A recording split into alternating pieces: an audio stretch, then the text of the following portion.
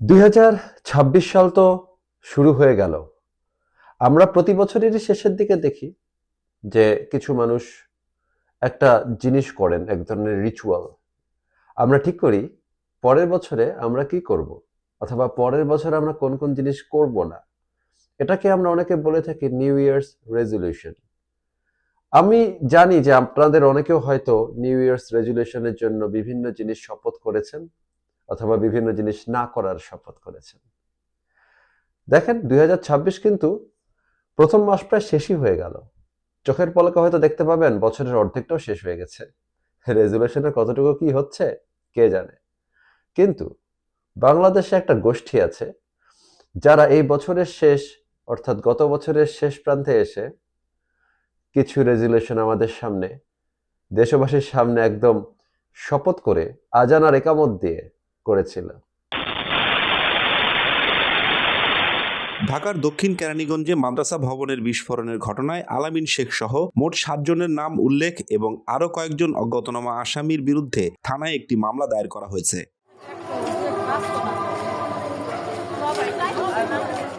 এই ঘটনায় এখনো পর্যন্ত 6 জনকে গ্রেপ্তার করেছে পুলিশ। পরবর্তী পদক্ষেপ থাকবে এই ধরনের অবৈধ মজুদ যারা আছে এবং যাতে এটি সুষ্ঠুভাবে বিক্রি হয় এবং লাইসেন্সধারীদের কাছে যেন এই প্রোডাক্ট। উনি তো ব্যবসায়ী না, মজুদের বিষয় না, উনি নিজে এটা কি ব্যবসার জন্য আনছে না নাশকতামূলক কর্মকাণ্ড? তাকে তো অ্যারেস্ট করার পর তার কাছ থেকে তিনজন অলরেডি আপনার কাছে আছে, আসমানি গুনি আছে। তার স্ত্রীকে অলরেডি এখনো আন্ডার জিজ্ঞাসাবাদ করতেছি মামলা রেকর্ডের পক্ষে। তাকে আমরা বিজ্ঞ আদালত থেকে রিমান্ডের পিরিয়ড দিয়ে রিমান্ডে আনার পর তারপরে যারা আহত হয়েছেন তাদের আহত হওয়ার ধরনটা কিরকম, উন্ডের ধরনটা কিরকম? আমি এই প্রেস কনফারেন্সের একটা দিক নিয়ে একটু বিশেষ দৃষ্টি আকর্ষণ করতে চাই। আমাদের এখানে যে একজন ডিসকাউন্ট ইমরান হাশমি ভাইকে দেখা যাচ্ছে, উনার মুভমেন্ট, নড়াচড়া, এত অস্বস্তিতে থাকা একটা, এত আত্মবিশ্বাসের অভাবে থাকা একটা মানুষ কেন? সাধারণত যেটা দেখা যায় যে বোমা ফাটাবে সন্ত্রাসীরা, পুলিশ যখন প্রেস কনফারেন্স করতে আসবে, কথা বলতে আসবে, তখন অন্যান্য সন্ত্রাসীদের মুখ শুকায় যাবে। বাংলাদেশে আমরা দেখতে পাচ্ছি যে কথা বলতে আসছে পুলিশ, ফাটছে বোমা, কিন্তু পুলিশের মুখ শুকায় গেছে। প্লিজ একটু দেখেন,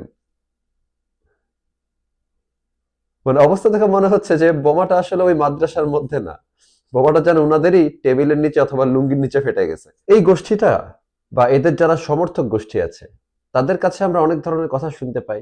বছর শেষ হয়ে গেলেই, বছরের শেষ দিকটা কাছে চলে আসলেই দেখা যায় কি তাদের অনেকে জোর গলায় বলছে নিউ ইয়ারের কোনো সেলিব্রেশন করা যাবে না, এতে করে পাখির কষ্ট হয়, অমুক হয়, তমুক হয়, এগুলা তারা বলে।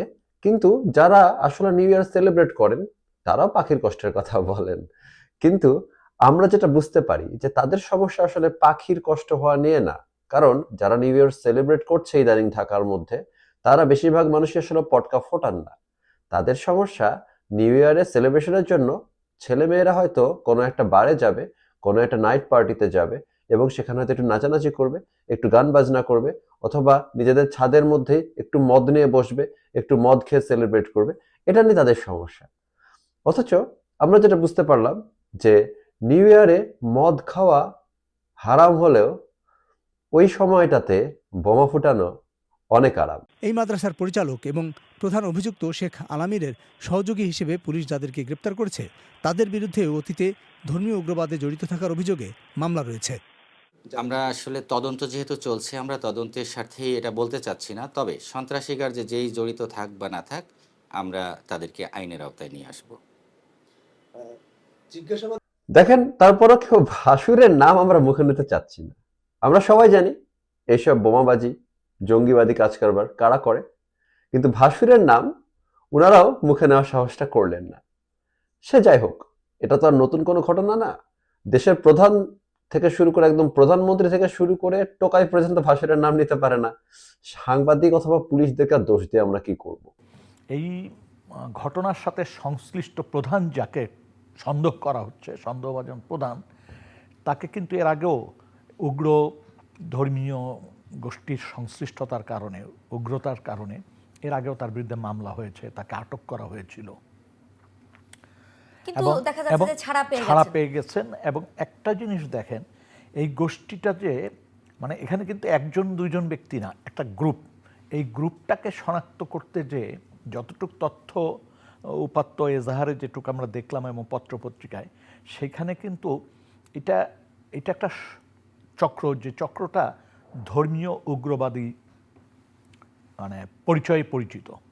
এখন গত 1-1.5 বছর এরা যে সময়কালটা পেয়েছে, এই সময় কিন্তু এরা সংগঠিত হয়েছে, কারণ এদের একটা বড় অংশ কিন্তু জামিনে অথবা কারাগার থেকে বেরিয়ে এসছে জেল ভেঙে। আমরা যেরকমটা বলি না যে বাংলাদেশের সব সময় একটা অভিযোগ আমরা করি যে বাংলাদেশের লোকজন অলস, এরা কোনো কাজই করতে চায় না, কিন্তু আমরা তো দেখতে পাচ্ছি যে এটা অত্যন্ত করিতকর্ম প্রজন্ম তৈরি হয়েছে। দেখতেই পাচ্ছেন যে উনারা আসলে কোনো সময় নষ্ট করে নাই। এই জঙ্গিগুলোকে ছেড়ে দেওয়া হয়েছে 1.5 বছরের একটু বেশি সময় ধরে। মানুষ সাধারণত কি করে, অনেক বছর জেলখানা আটকে ছিল, ছাড়া পাইছে, এই 1 মাস 2 মাস 3 মাস একটু ঘুরবে, পুরাতন বন্ধুদের সাথে দেখা করবে, বাপ মায়ের সাথে একটু সময় কাটাবে, বাচ্চা কাচ্চার সাথে একটু সময় কাটাবে। আমাদের বাঙালি জঙ্গিরা প্রচন্ড কর্মঠ এবং করিতকর্মা। তারা বেরিয়ে আর একটুও সময় নষ্ট করেনি, ওইখান থেকে শুরু করে দিয়েছেন তাদের কাজ কারবার, মজুদ করা, বোমার কেমিক্যাল জমানো, কি করবেন না করবেন সেসব প্ল্যান করা। এবং দেখেন কি চমৎকার ভাবে মাদ্রাসা ভবনটা উড়ে গেল। যদি আর কিছুদিন সময় আমরা উনাদেরকে দিতে পারতাম, তাহলে হয়তো বাংলাদেশের অর্ধেকটা উড়িয়ে দিতেন।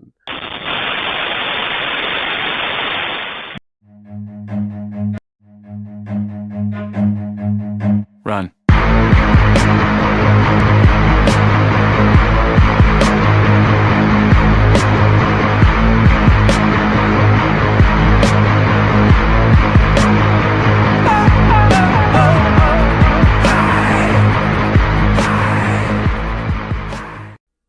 এই সব যে আমরা বাংলাদেশে দেখব, সেটা তো আমরা কেউ আশা করি নাই। আমরা আশা করছিলাম একটা চমৎকার গণ অভ্যুত্থান হয়েছে, বাংলাদেশের সকল সমস্যা সমাধান হয়ে যাবে। কারণ আমরা দাবি করে থাকি আমাদের মতন সভ্য দেশ আর নাই, আমাদের মতো সভ্য মানুষজন কোথাও দেখা যায় না, সুতরাং আমাদের তার সভ্যতার সংজ্ঞা খুঁজতে কোথাও যাওয়ার দরকার নেই। অথচ খুবই দুঃখজনক ব্যাপার হচ্ছে যে আমরা দেখলাম এরপরে আমরা এতগুলো বোমা টোমা ফাটলো। এটা সমাধান কি হতে পারে, এই বিষয়ে তো অনেকেই অনেক কথা বলছেন, কিন্তু আমরা বলি কি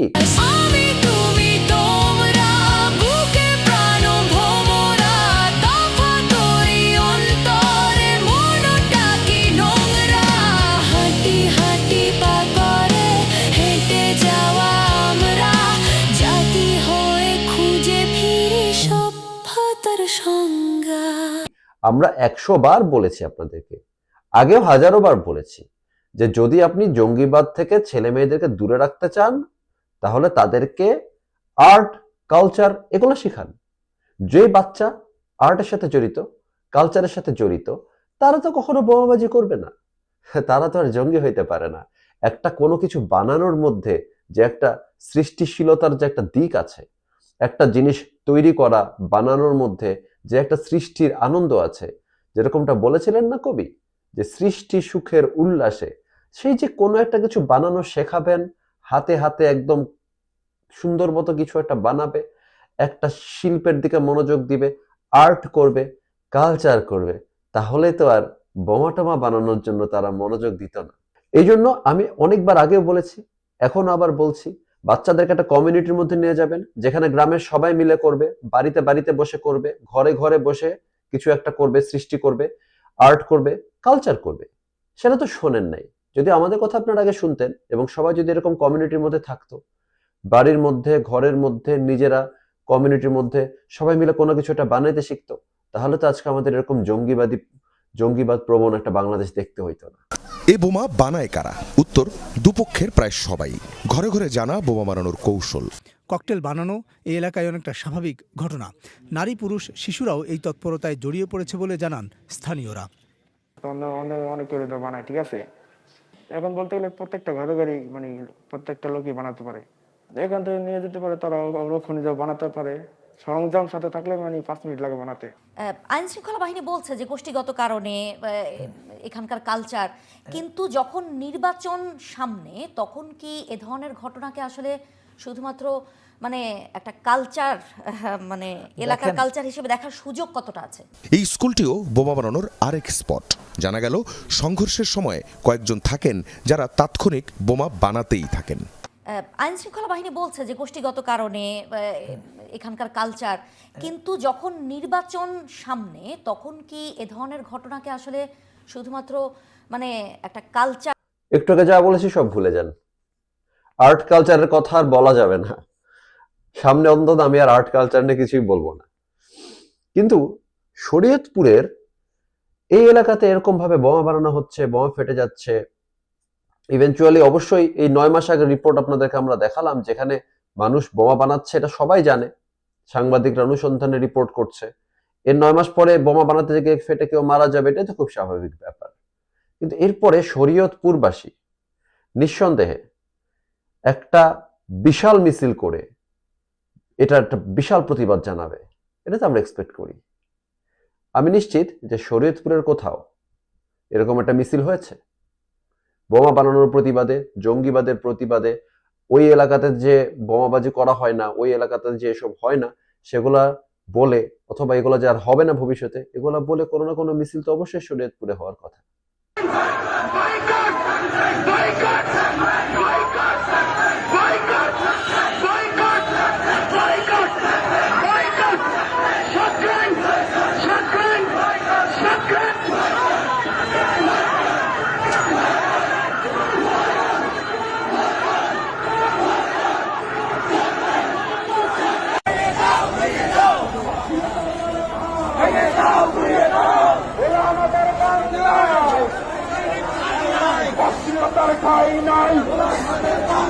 মুসলিমদের বাংলায়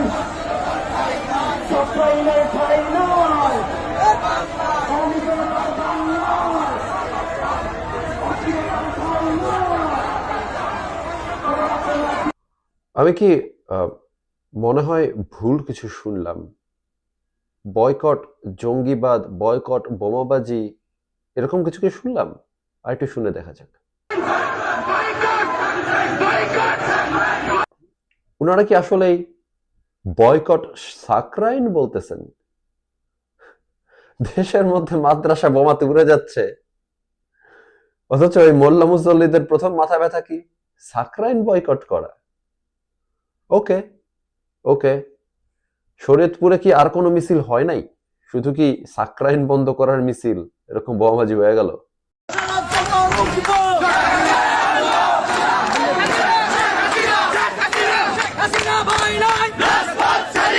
সাবেক প্রধানমন্ত্রী জননেত্রী শেখ হাসিনাকে সসম্মানে বাংলাদেশে ফিরে এনে তাকে আবার পুনরায় বাংলাদেশের প্রধানমন্ত্রী নির্বাচিত করা হোক।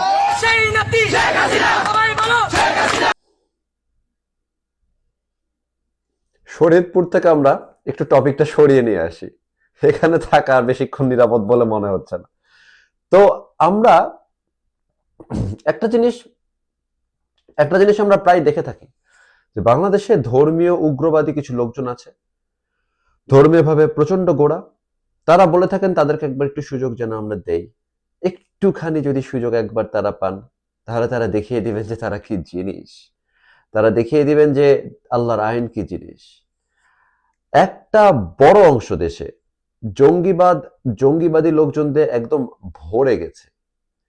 তাদেরকে আমরা, যে মানুষগুলোর কথা আমরা বলছি, যারা আল্লাহওয়ালা বলেন, যেদিকে দাবি করেন, পাঞ্জাবি পরেন, পায়জামা পরেন, জব্বা পরেন, এই মানুষগুলাকে যখন আমরা দেখি যে একত্র হয়েছেন, তাদেরকে কিন্তু একত্র হয়ে আমরা কখনো বলতে দেখি না যে মিছিলটা বোমাবাজি নিয়ে হবে অথবা কোনো একটা প্র্যাকটিক্যাল প্রবলেম নিয়ে। আমি কখনো দাড়ি টুপি মোল্লাদেরকে কখনো দাঁড়াইতে দেখি না, কেন জানি। তাদের অনেক প্রবলেম, সাকরাইন নিয়ে তারা দাঁড়ায় যাচ্ছেন। তো এইটা তো আমাদের একটা বিশাল প্রশ্ন, যে ঘটনা কি?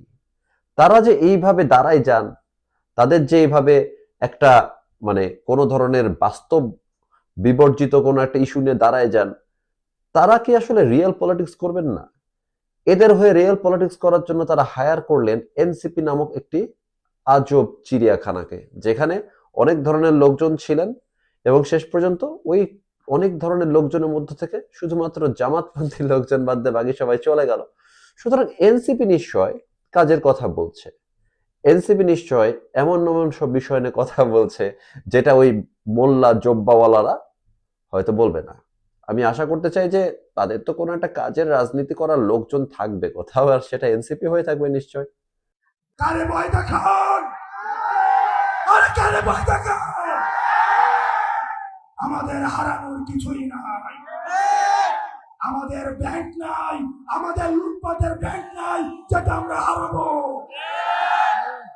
আমাদের শুধু আছে ভালোবাসা মানুষের, আমরা সেটার জন্য রাস্তায় এসে আবার আমরা জীবন দিব। ওকে ওকে, দ্যাটস ফার বেটার। তারা প্র্যাকটিক্যাল জিনিসপাতি নিয়ে কথা বলার চেষ্টা করছে, এনসিপির বাবুরা কাজের কথাবার্তা বলার চেষ্টা করছে, ফ্যান্টাস্টিক। এতটুকুই তো আমরা পাই না কোনো মানুষের কাছ থেকে, জব্বাওয়ালাদের কাছ থেকে। অ্যাটলিস্ট জামাতের ল্যাঞ্জা হয়ে যে এনসিপি কাজের কথা বলার চেষ্টা করছে, দ্যাটস ফ্যান্টাস্টিক। এবং আমরা একটা জিনিস, খুবই ইম্পর্টেন্ট জিনিস দেখলাম, এরকম তেজি নেতা হাসনাত আব্দুল্লাহ, উনি চ্যালেঞ্জ করে দিচ্ছেন যে কারে ভয় দেখাও তোমরা বাবারা, আমাদের হারানোর কিছুই নাই। বসুন্ধরার সাংবাদিক খুনি হাসিনার পক্ষে এই বসুন্ধরার মিডিয়া কি বৈধতা উৎপাদন করেছে আমরা ভুলে যাই না। আপনারা বাংলাদেশের গোয়েন্দা সংস্থা, আমরা আপনাদেরকেও দেখছি। ফ্যান্টাস্টিক। আমি তো ভাবছিলাম যে এই মোল্লা দাড়ি টুপিওয়ালা জব্বাওয়ালারা এরা শুধু ওই সাকরাইন ব্যান করার কথাই বলবে, এদের যারা চেলা চামুন্ডা এনসিপির পোলাপান হাসনাত আব্দুল্লাহরা, এরা হয়তো এরকম টাইপেরই কথাবার্তা বলবে। আমার খুবই ভালো লাগলো দেখে যে কাজের কথা বলার লোক আছে এবং যাদের মনে অনেক সাহস, তারা পালায় যাবে না, তাদেরকে ভয় দেখানো কিছু নাই, তারা হারানোর জন্য আর কোনো কিছুই বাকি নেই তাদের জীবনে। ফ্যান্টাস্টিক। একটা প্রশ্ন করি, একটা প্রশ্ন করি আপনাকে এই জায়গায়, আনুষ্ঠানিকভাবে যে 200 আওয়ামী লীগ নেতা কর্মীকে আপনারা গ্রহণ করলেন, সেটা আনুষ্ঠানিকভাবে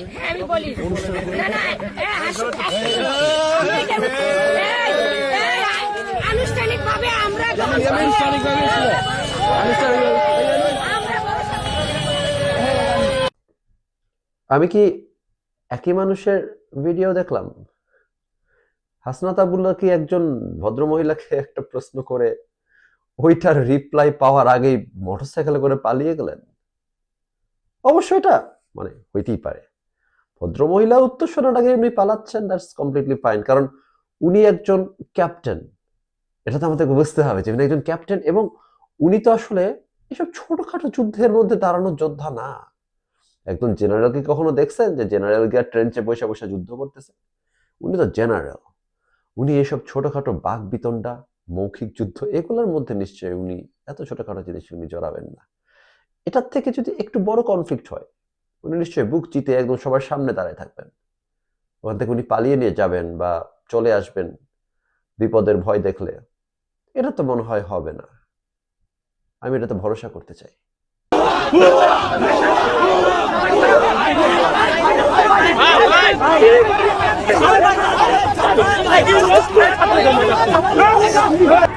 হাসনাত আব্দুল্লাহকে উদ্দেশ্য করে ভুয়া স্লোগান দিতে থাকেন শিক্ষার্থীরা। এ সময় তার পেছনে পেছনে কয়েকজন শিক্ষার্থীকে তেড়ে আসতে দেখা যায়। হাসনাত আব্দুল্লাহকে কিন্তু এক প্রকার হেনস্থা করার চেষ্টা করছে এখানকার। একটুর জন্য পালিয়ে প্রাণে বাঁচল সমন্বয়ক হাসনাত আব্দুল্লাহ। ঢাকা কলেজ ও 7 কলেজের বৈষম্য বিরোধী ছাত্র আন্দোলনের শিক্ষার্থীদের কাছে গণধোলাই খেল হাসনাত আব্দুল্লাহ। এক পর্যায়ে হাসনাতকে চ্যাংদোলা করে নিয়ে যায় সমন্বয়করা। শিক্ষার্থীরা হুঁশিয়ারি দিয়েছে হাসনাতকে পেলে মেরে দেশ ছাড়া করা হবে। তবে হঠাৎ শিক্ষার্থীরা কেন পেটালো হাসনাতকে, বিস্তারিত জানতে আমাদের সাথে থাকুন।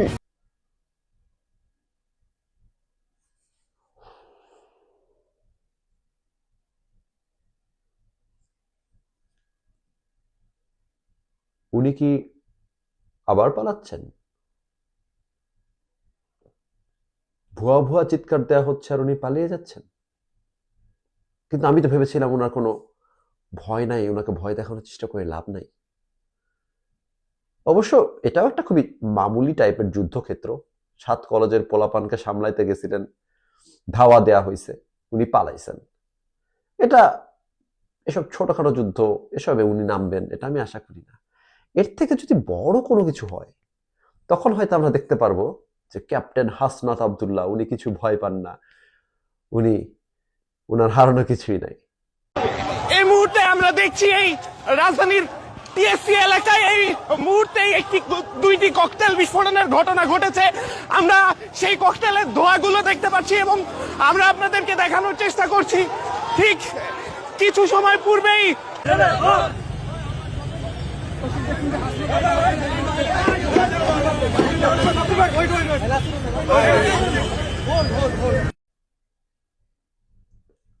আমাদের ক্যাপ্টেন কি দৌড় দিয়ে একটা সাংবাদিকদের গাড়িতে উঠে পালিয়ে যাচ্ছেন?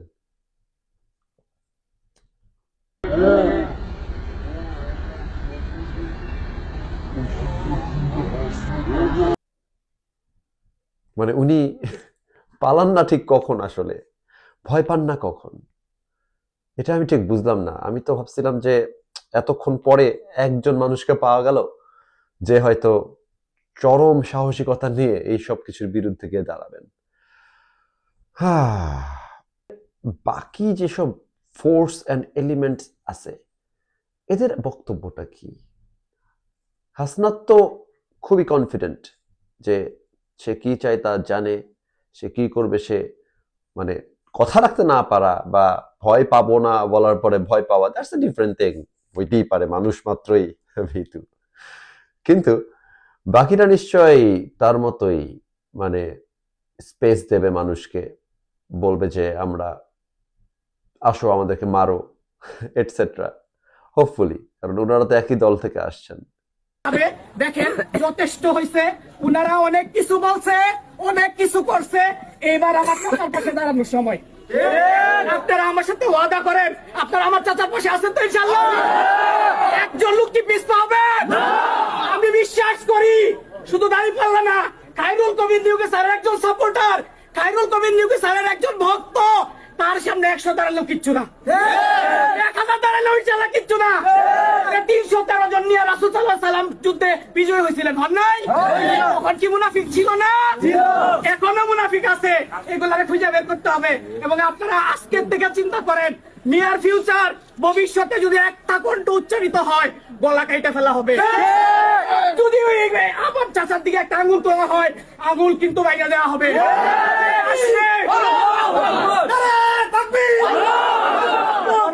বাবা গো বাবা, একদিক থেকে উনাদের জানের কোনো ভয় নাই বলে উনারা দাবি করেন, আরেক দিক থেকে উনাদের জোটসঙ্গীরা বলেন যে আমাদেরকে ভোট না দিলে কিন্তু গলা কেটে ফেলবো। আমি এখন বুঝতে পারছি, আমি মনে হয় হাসনাত আব্দুল্লাহকে একটু বেটার আন্ডারস্ট্যান্ডিং হইলো আমার উনার ব্যাপারটা নিয়ে। উনাকে ভয় দেখানোর চেষ্টা করে লাভ নাই, কারণ কেউ উনারে ভয় দেখায় না। উনার পোলাপান এবং উনার যারা জোটসঙ্গী তারা বাকিদেরকে ভয় দেখায়। এবং আমি শিওর যে যারা অন্যদেরকে ভয় দেখাচ্ছে তাদের তো ভয় পাওয়ার কোনো কারণ নাই। ধরেন যে বাঘ যখন জঙ্গলে চলাফেরা করে তখন হরিণ বাঘের ভয়ে থরথর করে কাঁপে, যেমন হাসনাত আব্দুল্লাহদের ভয়ে সবাই থরথর করে কাঁপে, জামাতের ভয়ে সবাই থরথর করে কাঁপে, না হলে তো গলাটা কেটে দেবে না। অ্যাটলিস্ট একটা জিনিস জেনে ভালো লাগলো যে বাংলাদেশে একটা রাজনৈতিক দল এখন আছে যাদের নেতাকর্মীদের জানে কোনো ভয় নাই, তারা সব সময় মরতে প্রস্তুত। আর কে না জানে মুসলমানদের শহীদি যে জজবা, সেটা তো সারা বিশ্বব্যাপী সমাদৃত। নিঃসন্দেহে তাদের বাকি কমরেডরাও একইভাবে বুক চিতে এগিয়ে যাচ্ছে, যে কারণে এই দলটাকে হারাবে এরকম দল মনে হয় বাংলাদেশে আর নাই এখন। ওনারা আমাদেরকে প্রচ্ছন্নভাবে হুমকি দিচ্ছে যে বাসায় আছো বিরিয়ানি খাওয়াবো, বিরিয়ানি খাওয়ানোর পথে আমাদের ওইখানে গুম করতেও পারে। এজন্য আমরা বলবো জনগণকে, আপনারা ঐক্যবদ্ধ থাকুন, এই সন্ত্রাসীদের কাছে মাথা নত করবেন না। বিরিয়ানি খাওয়ানোর পথে আমাদের ওইখানে গুম করতেও পারে।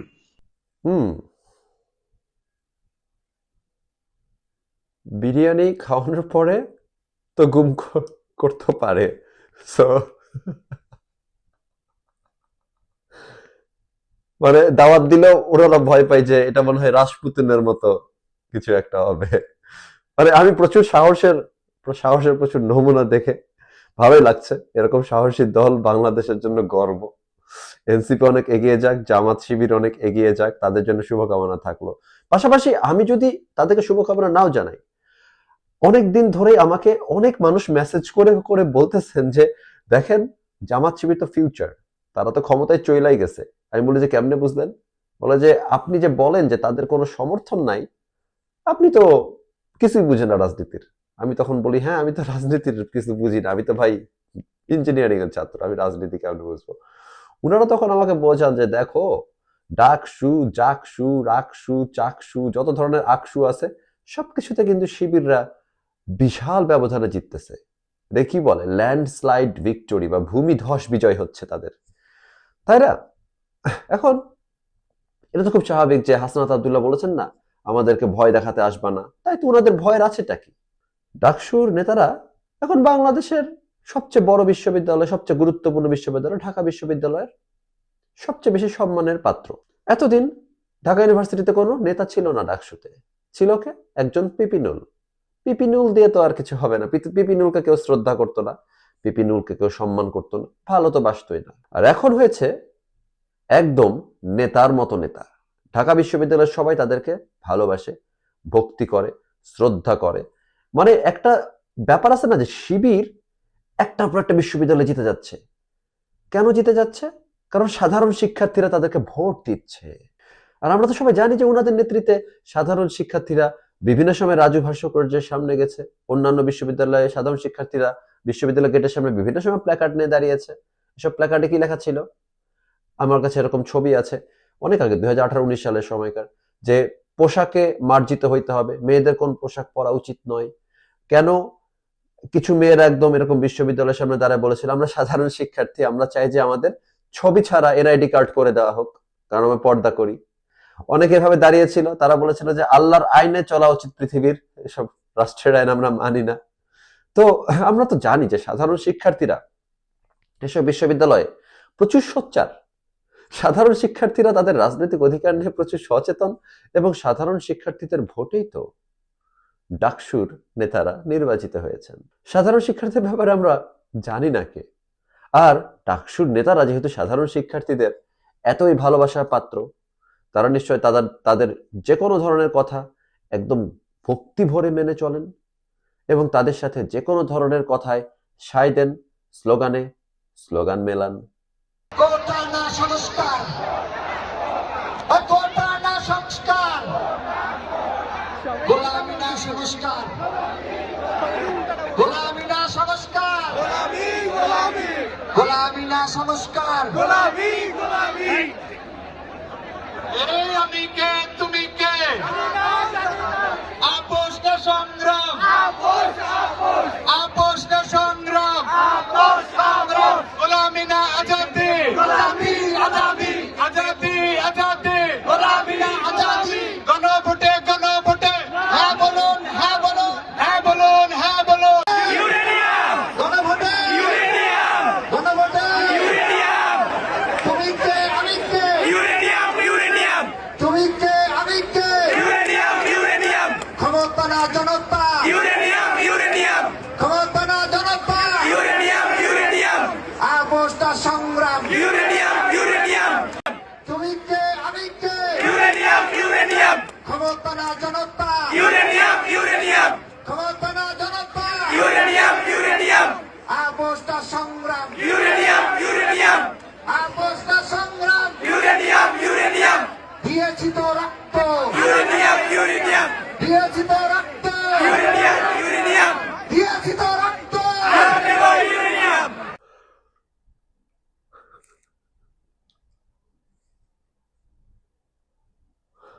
মানে বেস্ট পার্ট, আমার কাছে এটার বেস্ট পার্টটা হচ্ছে যে যখন প্রচন্ড ক্ষেপে গেল মোসাদ্দেক নামের এই অদ্ভুত প্রাণীটা, প্রচন্ড ক্ষেপে গেল, কারণ প্রথমে দুইবার বলছে যে দিয়েছি তো রক্ত, তাকে ভেঙাইছে। সেকেন্ড টাইম দিয়েছি তো রক্ত, আবার ভেঙাইছে। সে তো বুঝতে পারছে অনেকক্ষণ ধরে যে তাকে ভেঙাইতেছে। থার্ড টাইম সে ক্ষেপে গেল, সে প্রচন্ড ক্ষেপে গিয়ে বলল দিয়েছি তো রক্ত, দিয়েছি তো রক্ত, দিয়েছি তো রক্ত, দিয়েছি তো রক্ত।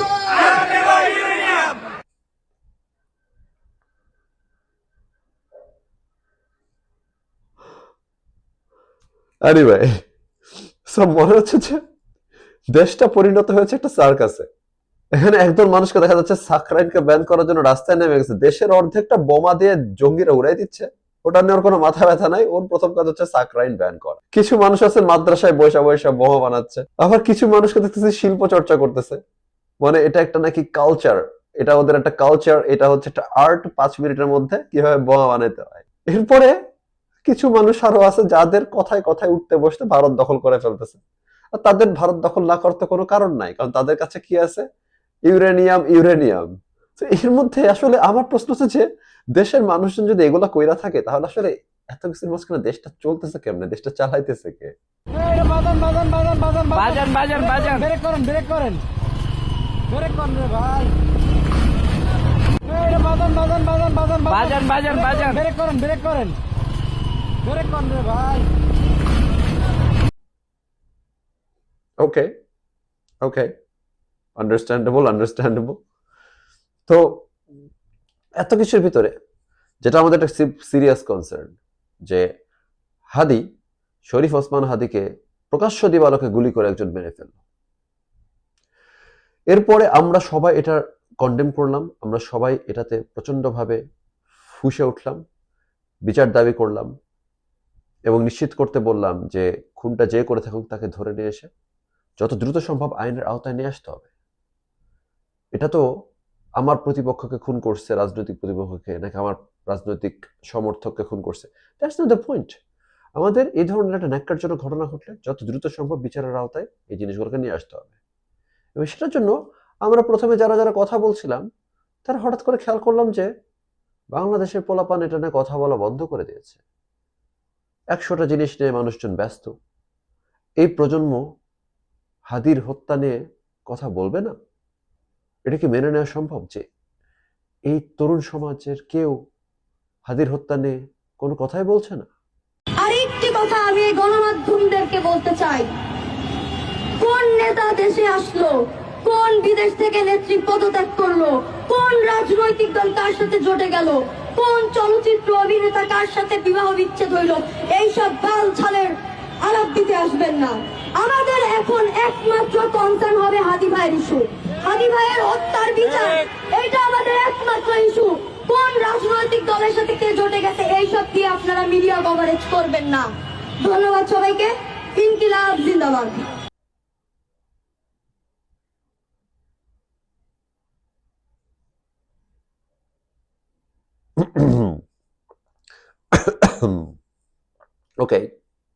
ওকে, আই গেস আমি আমার কথাটা উইথড্র করলাম। কিছু মানুষ আই গেস কথা বলছে, এইসব বাল ছালের আলাপ দিতে আসবেন না। সুতরাং হাদি হত্যার বিচার আশা করি দ্রুতই হয়ে যাবে। কিন্তু আমি যেটা বোঝার চেষ্টা করছিলাম অনেকক্ষণ ধরেই, যে অনেকগুলা ভিডিও কাটিং ক্লিপস আমরা দেখলাম না, একটা জিনিস কিন্তু খেয়াল করে দেখলাম যে এর বাইরেও তো অনেক কিছু আমরা প্রতিদিন সোশ্যাল মিডিয়াতে দেখি। আমি দেখতেছি যে এই তরুণ প্রজন্মটা, বাংলাদেশের এই প্রজন্মটা কিভাবে গড়ে উঠছে দেশে। দেখা যাচ্ছে যে অনেকের বোমা বানানোর ব্যাপারে পিএইচডি আছে। আইন শৃঙ্খলা বাহিনী বলছে যে গোষ্ঠীগত কারণে এখানকার কালচার, এইসব বাল ছালের আলাপ দিতে আসবেন না। অনেকে আবার ভোট তার দলকে না দিলে গলা কেটে ফেলবে, এরকম টাইপের সহনশীল হয়ে উঠেছে।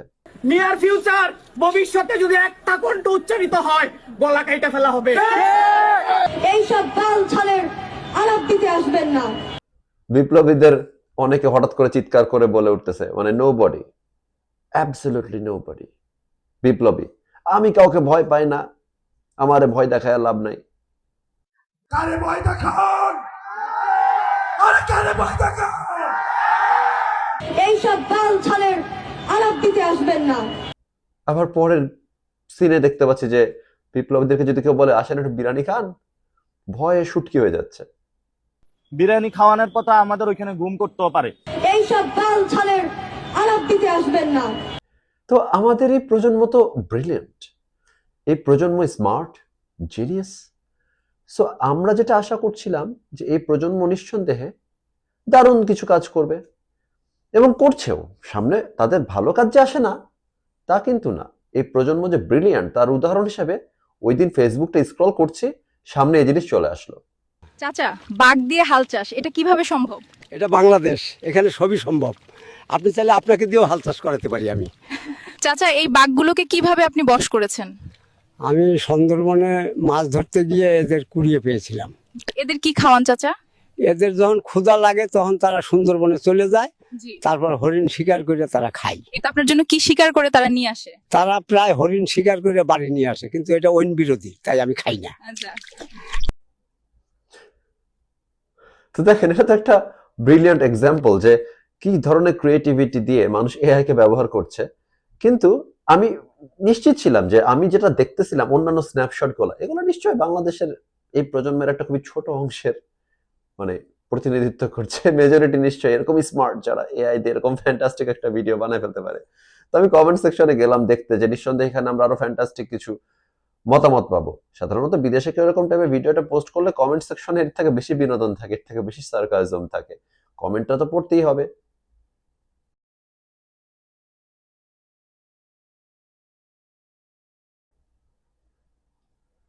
মনে হয়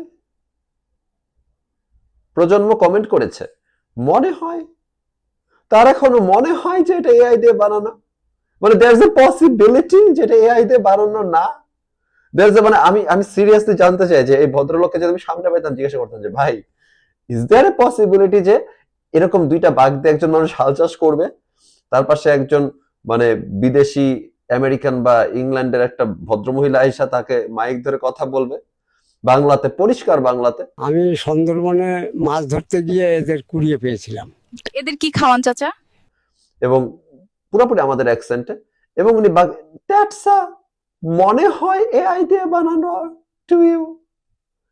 আমি এই প্রজন্মকে নিয়ে মানে এরকম আপস এন্ড ডাউনস ফিলিংস আমি আসলে মনে হয় না যে কোনোদিন নেশাপাতি করে কখনো এটা ফিল করতে পারছি। কিন্তু ব্যাক টু দ্য পয়েন্ট, যেখানে আমি বলতেছিলাম যে হাদির যে মৃত্যু, আমি হাদির একজন রাজনৈতিক মতাদর্শ অনুযায়ী হাদি যদি থাকে এখানে, আমি এখানে, মানে একদম 180 ডিগ্রি অ্যাঙ্গেলে আমি বলছি হাদি হত্যা বিচার হইতে হবে। যত দ্রুত সম্ভব এই গভর্নমেন্টের উচিত ছিল হাদির হত্যাকারীকে ধরে তাদের সক্ষমতারও প্রমাণ দেওয়া এবং নিশ্চিত করা যে আমরা সবাই নিরাপত্তা ফিল করতে পারবো। আনফর্চুনেটলি সে বিষয়ে আমরা কোনো ধরনের পজিটিভ কথা শুনি নাই। প্রচুর ভেগ কথাবার্তা শুনছি, প্রচুর গোয়েন্দাগিরি হয়ে গেছে অনলাইনে, বাট আসল কথা কিন্তু আমরা কেউ শুনতে পারি নাই। সো এইখানে আমি আশা করব যারা হাদির সহযোদ্ধা, যারা হাদির সাথে রাজপথে ছিল, তারা এটাকে আরো বেশি পুশ করতে পারবেন যে আমরা চাই হাদি হত্যার বিচার হোক। আপনারা কিন্তু কখনোই ডিভিয়েট করবেন না প্ল্যান থেকে, আপনারা কিন্তু অন্য কোথাও ডিস্ট্রাক্টেড হয়ে যাবেন না। অনেক জিনিস আপনাদের সামনে আসবে, যেমন নির্বাচন, যেমন কোন নেতারা, বড় বড় নেতারা নেমে আসতেছে, কোন নেতারা কি করছে, এগুলো কিন্তু আপনারা কানে দেবেন না। সামনে নির্বাচন আসুক আর যাই আসুক, নির্বাচন কি বড় হয়ে গেল? আপনাদের কমরেডকে মাথায় গুলি করে মেরে ফেলা হয়েছে। প্লিজ, আমি আশা করি হাদির যারা কমরেড ছিল, রাজপথে ছিল, প্রায় একসাথে দেখা যাইতো, তারা নিশ্চয় আমাদের মতো শুধু দূর থেকে বিচারের জন্য দাবি করে থামবে না। তারা আসলে বিচারের জন্য রাস্তায় নামবে এবং তারা অন্যান্য জিনিস, নির্বাচন, কোন নেতা আসলো গেল, এগুলো নিয়ে তারা ডিফোকাসড হয়ে যাবে না। ভাই নেন হাদি ভাইয়ের মুড়ি এবং বাতাসা, ভাই হাদি ভাইয়ের মুড়ি এবং বাতাসা, হাদি ভাইয়ের মুড়ি বাতাসা পছন্দ করতো, হাদি ভাইয়ের মুড়ি এবং বাতাসা, ভাই নেন হাদি ভাইয়ের মুড়ি এবং বাতাসা, ভাই হাদি ভাইয়ের মুড়ি এবং বাতাসা, হাদি ভাইয়ের মুড়ি বাতাসা পছন্দ করতো, হাদি ভাইয়ের মুড়ি এবং বাতাসা।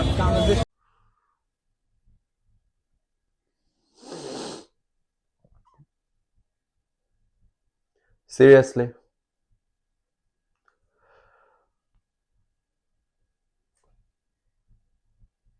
মুড়ি, সিরিয়াসলি আমার মনে হচ্ছে যে এই যে একটা এপিসোড 1, সেখানে আমরা শেষ করে দিতে পারতাম হয়তো, যদি আমরা সভ্যতার সংজ্ঞাটা খুঁজে পাইতাম। বাট আমাদের এই তথ্য অনুসন্ধান সামনেও বজায় থাকবে, কারণ আজকে আমরা যতটুকু যেতে পেরেছি এই জাতি হয়ে সভ্যতার সংজ্ঞা খুঁজে বেড়ানোর ক্ষেত্রে, আমার মনে হয় আমরা কোথাও যাইতে পারি নাই। মেবি আমাদের জাতিকে না কোনো ভরসা নাই, আমরা ডুমড, আমরা এর মধ্যে ধ্বংস হয়ে গেছি। অথবা হয়তো আমাদেরকে নিয়ে ভরসা করার মতো জিনিস সামনে থাকতেও পারে। হতে পারে যে যদি আমরা আরেকটু গভীরভাবে খুঁজি তাহলে সভ্যতার সংজ্ঞা হয়তো কোথাও দেখা মিলতেও পারে। সুতরাং আমরা আবারও আপনাদের সামনে উপস্থিত হব সভ্যতার সংজ্ঞা খুঁজতে খুঁজতে। সবাই ভালো থাকবেন। তার আগ পর্যন্ত আপনাদের কাছ থেকে বিদায় নিচ্ছি আমি, কিশোর পাশা ইমন। আবারও দেখা হবে। এইসব বাল ছালের আলাপ দিতে আসবেন না। হাদি ভাইয়ের মুড়ি এবং বাতাসা। এইসব বাল ছালের আলাপ দিতে আসবেন না। হাদি ভাইয়ের মুড়ি বাতাসা পছন্দ করতো। হাদি ভাইয়ের মুড়ি এবং বাতাসা। এইসব বাল ছালের আলাপ দিতে আসবেন না। ভাই নেন হাদি ভাইয়ের মুড়ি এবং বাতাসা। এইসব বাল ছালের আলাপ দিতে আসবেন না। যদি থাকো ধর্মে বিশ্বাসের বল